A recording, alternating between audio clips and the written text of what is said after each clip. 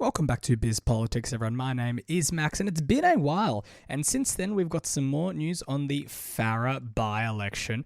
Now, looking over to New South Wales, 9th of May will be the Farrer by-election, and they've just announced their candidate, which I'll get to that in a second. I'll say two parties have announced their candidates. One Nation as well as the Nationals have announced their candidate for the Farrer by-election. David Farley will be the One Nation candidate for Farrer. David is an ex-CEO of an agriculture. He's born and raised in Narrandera. I think that's how it's pronounced. And look, we're looking over at the Nationals. Now, the Nationals, look, I got to say, that I think they have a real shot at it. No, the Liberal Party haven't announced who they'll be putting forward yet, but Brad Robertson will be the Nationals candidate for the Farrer by-election, and that'll be interesting to see because they both are very local in the area, both very popular.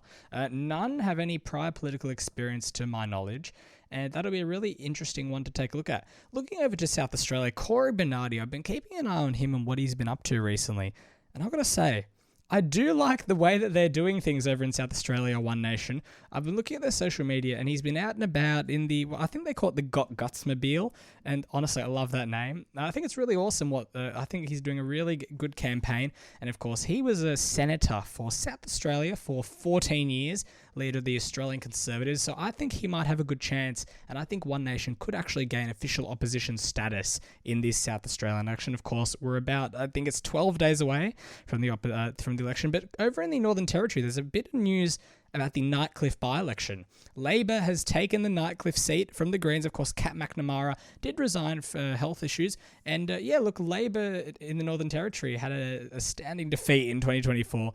And look, it's nice to see that they're gaining ground a bit again against the CLP, one of the few Liberal governments in power currently in the states/territories. But yeah, the Nightcliff by-election. We've got two by-elections coming up: the Nepean by-election for Sam Groth's seat in Victoria, and of course Susan Lee's seat of Farrer.